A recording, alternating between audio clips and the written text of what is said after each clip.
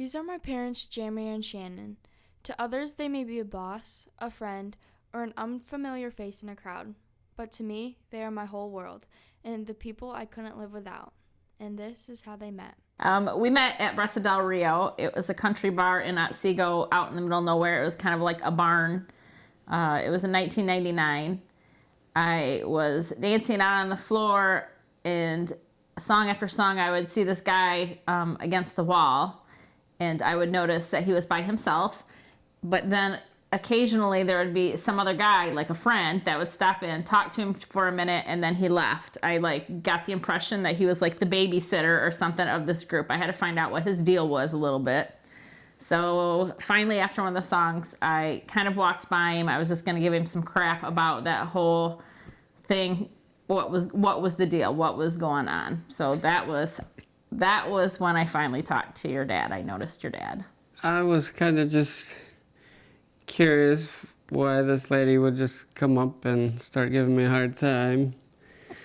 And then we danced probably a couple times, and over the course of the next couple months. After casually meeting up every so often, they decided to take the next step in the relationship.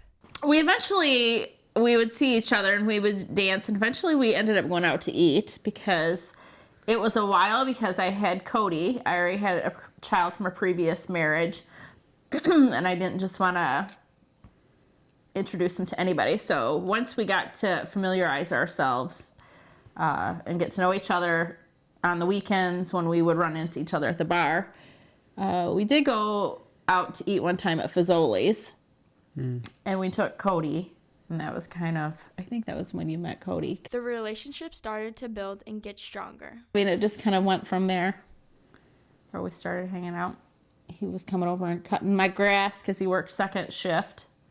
Because he's a gentleman. He didn't want to see a single mom out there backpacking the baby on the back, pushing the lawnmower. Just when things started to take off, I decided to add a little excitement to their lives. Together for about 2 years before you were born. I was scared and excited. Scary being a parent. So. Well, once I got over the shock that I was pregnant with you, a little bit surprised. No, I was happy. I was glad.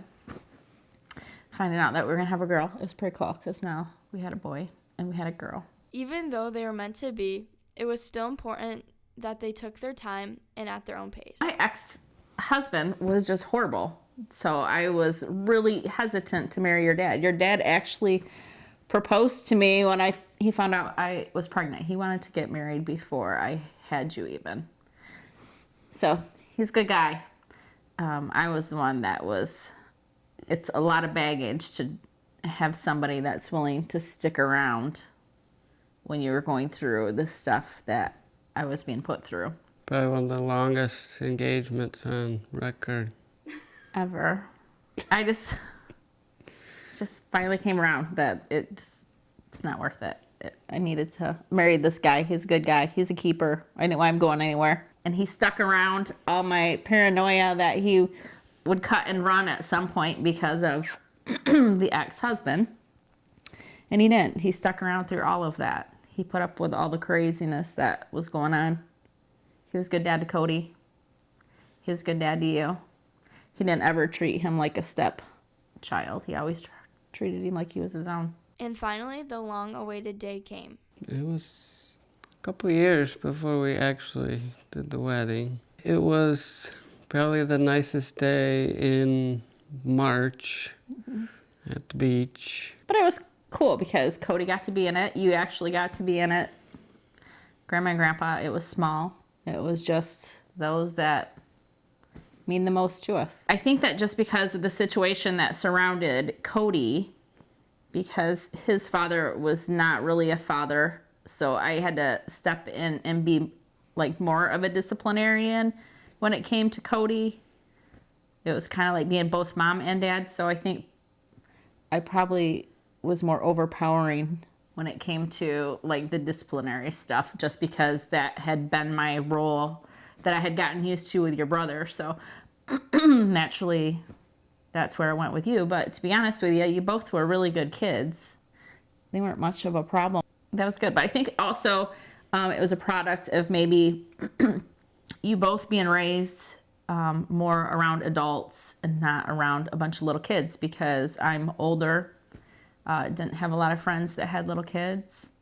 So a lot of times it was going to see grandma and grandpa, who you're talking about their friends who are all retired.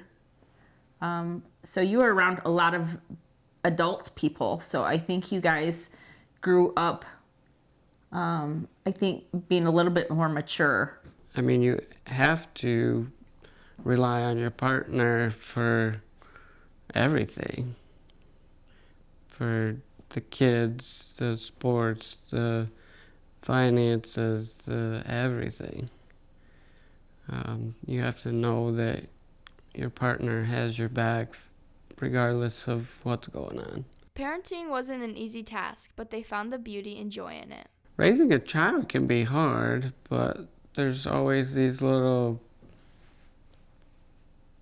happy moments. A part of life is growing up, and for my parents, it's a blessing to be able to see how we've been raised and make them proud. I think it's, interesting, watching you guys become young adults and seeing which direction in life you're going. It's exciting as a parent because it's all new for you, and it's exciting to see what you're going to do and what you're going to become, and just the type of adult that you're going to be. You guys are both really good kids, so it's been fun watching you grow up. But it's sad because it's going to be weird not having you guys around. It was already weird not having Cody around, but you kind of offset that because Makennah was still here.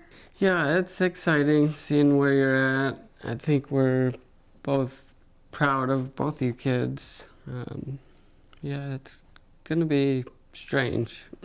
I wouldn't be where I am or who I am today without them, and I love them more than anything.